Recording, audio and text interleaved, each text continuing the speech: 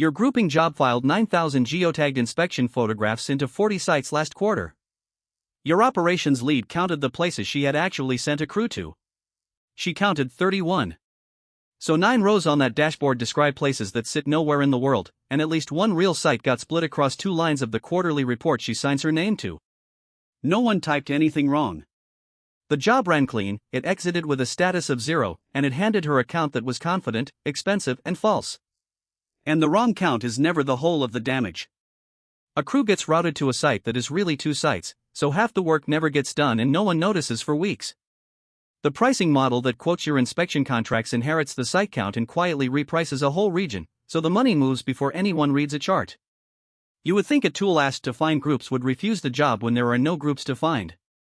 It hands back exactly as many groups as you asked for, every time, and the asking was the damage. So why did naming a number of groups quietly guarantee you a wrong answer? Hold that question. We will come back to it at the very end, and the answer is not that your data is messy, and not that your library has a bug. It is that you were handed a question no one should have asked you. You should care even if you never write a line of the clustering code yourself. Somewhere in your product a grouping already decides which sensors belong to one asset, which log lines belong to one incident, which accounts belong to one household. When those groups silently gain or lose a member on tomorrow's run, your on-call phone finds out before your dashboard does, and you are the one asked at 3 in the morning why the numbers moved. Whose fault is that going to look like? Let us make this concrete and hold it for the whole episode. Thicket is a small internal service that 2 engineers maintain at a large inspection contractor. Thicket has one job: take 9,000 photographs, each stamped with a latitude and a longitude, and gather them into sites, so one report gets filed per site rather than one per photograph. How many sites are there? That is exactly the thing no one knows, and it moves every quarter as crews get sent somewhere new. Ask what to reach for and the answer arrives before the question lands. Choose a number of groups, run the standard method, read off the groups. Simple. But that is not a solution. What it is, exactly, is a relocation of the problem, because the method has no notion of not knowing. You have swapped find the sites for guess how many sites there are, which means the number you invent is now compulsory. Thicket has no way to decline.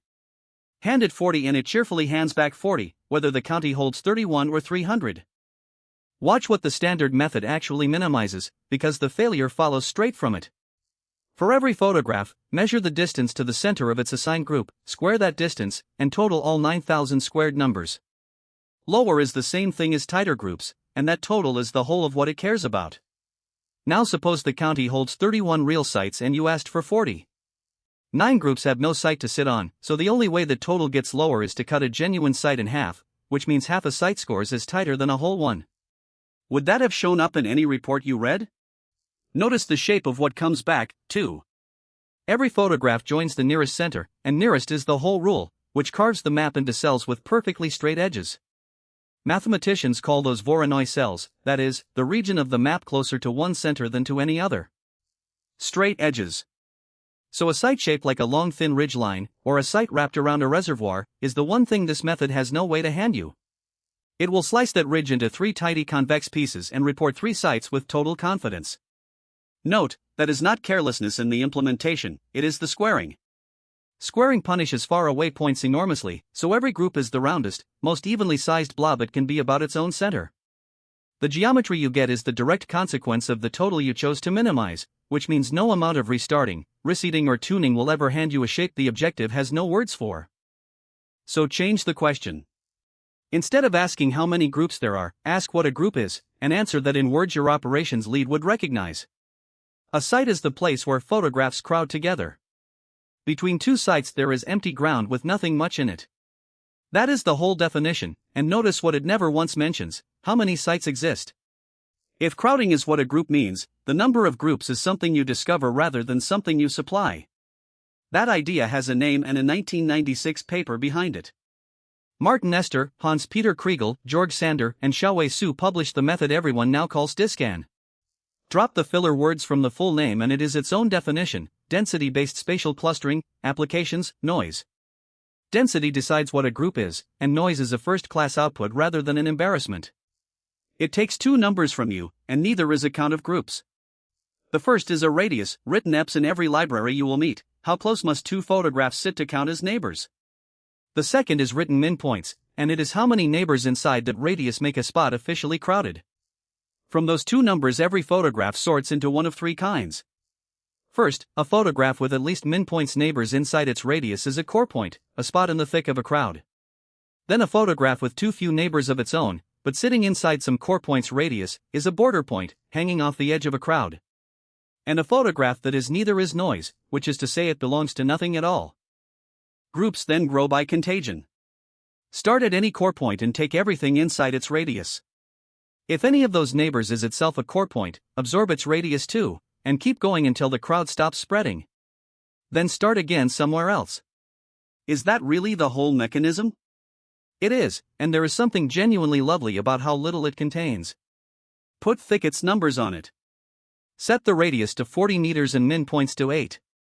A genuine site has crews photographing the same structure over and over, so a photograph there has perhaps 30 neighbors within 40 meters, comfortably a core point, and the contagion sweeps the whole site into one group, whatever shape the site happens to be. Cross to the empty ground between sites and a stray photograph has one neighbor, or none, so the chain breaks there. Now, what would happen if two real sites sat only 30 meters apart? Work it out before I answer, then check yourself. The contagion crosses the gap and reports them as one site, which is the predictable consequence of the radius you picked. And the count falls out for nothing. No one told Thicket that the county holds 31 sites. The number of groups is however many separate crowds the contagion found, so it is a measurement of the county rather than a guess about it. Run it again in 3 months with crews in new places and the count moves on its own, because the ground moved. Case in point, is the noise label a failure bucket? It is one of the two useful outputs. Photographs in no crowd at all are exactly the passing shots, the accidental captures, the coordinates fat-fingered into the wrong hemisphere. The standard method has nowhere to put those, so it drags each one into whichever group is least inappropriate and lets it pull the group's center off true, because a center is a mean and a mean has no way to refuse a member. Here you get a list instead, and the list is often the more interesting deliverable. A great deal of what gets sold as anomaly detection is this same list, given a louder name. Now, have you actually gained anything here, or have you just renamed the guess? Because the radius is a number too, and you had to invent it. Pick it too small and every site fragments into a dozen crumbs plus a mountain of noise. Pick it too large and the whole county fuses into one enormous group.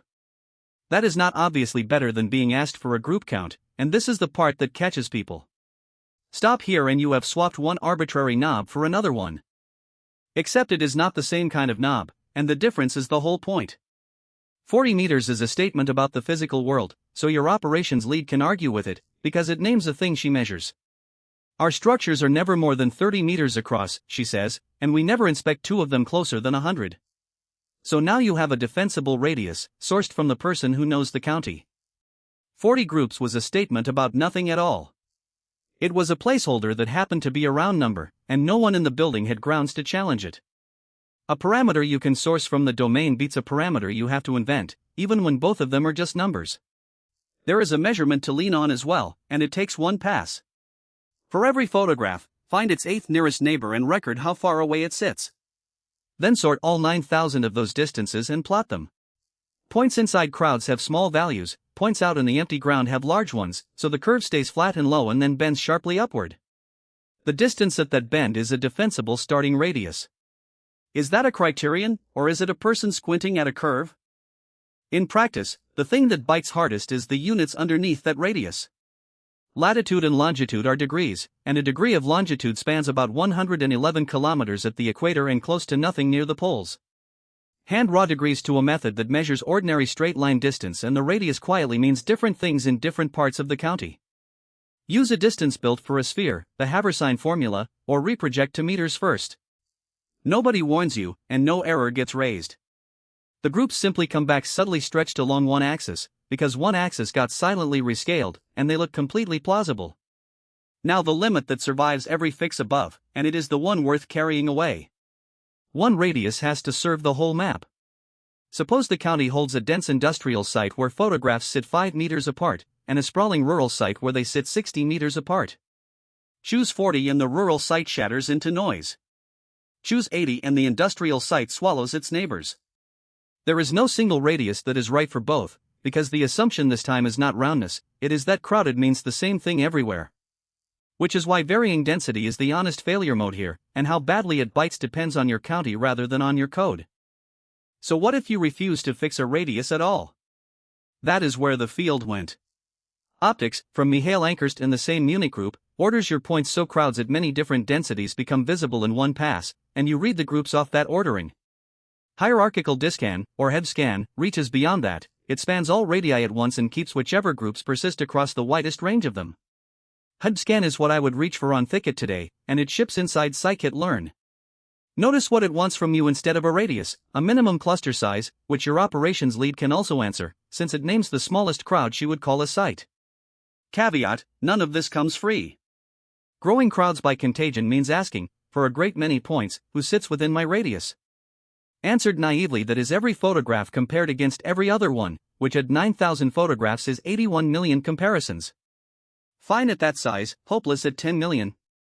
It only stays practical because of a spatial index, a structure that answers neighbors within a radius without scanning everything, which turns each of those questions into something close to a constant cost. When someone reports that this method does not scale, the usual truth is that the index was never built, or that the data has so many dimensions the index has quietly stopped helping. So how would you find out whether any of this touches your own grouping? Do not take my word for it. Run the experiment, and it will cost you about 20 minutes. Take whatever you group today, fit it the way you always do, and fit it 3 more times with a density method at 3 radii spanning a factor of 2. Record 2 things each time, and ask yourself which of them moved, how many groups came back, and what fraction of rows came back as noise. If your current grouping is real, those counts will land near each other and near what you have been reporting. If instead you learn that 11% of your rows belong to no crowd at all, you have just found out that 1/10 of your data has been dragging your groups around, and no dashboard was ever going to tell you. And the honest limit is worth stating plainly, since the field has nothing better to offer. There is no method that reads your data and returns the correct groups, since correct is a claim about meaning, and every one of these tools measures geometry alone. What density buys you is that its assumption is legible, crowds separated by gaps, at roughly 1 scale. You can hold that one sentence up against your own county and judge whether it is true. That is the whole improvement, and it is larger than it sounds, since a stated assumption you can check beats a guess you cannot. So, back to the opening question, why did naming 40 groups guarantee you a wrong answer? A count is a conclusion, and you were handing it over as raw input. 9 of those groups existed only since you had promised they would, and the method's own total got quietly better by cutting a real site in half to keep that promise. No amount of tuning gets you beyond that, since the promise was the input. Ask instead where the crowds sit and where the empty ground lies, and the count stops being something you owe the tool and starts being something it owes you. Which leaves the judgment where it belongs, with you. Going forward, ask yourself 3 things about your own grouping, and answer them in the units of your own problem, not in the vocabulary of a library. What is the smallest gap between 2 things you would call genuinely separate, and who in the building told you that number? What fraction of your data belongs to no group at all, measured rather than assumed? And the one that matters most, is the density of your data roughly the same everywhere, or have you been forcing one scale onto a county that holds 2? That last one is your call. If you cannot answer it, you do not yet know what your groups are telling you, and something in your pipeline has already decided it for you. It will not be in the room when someone asks why the count changed.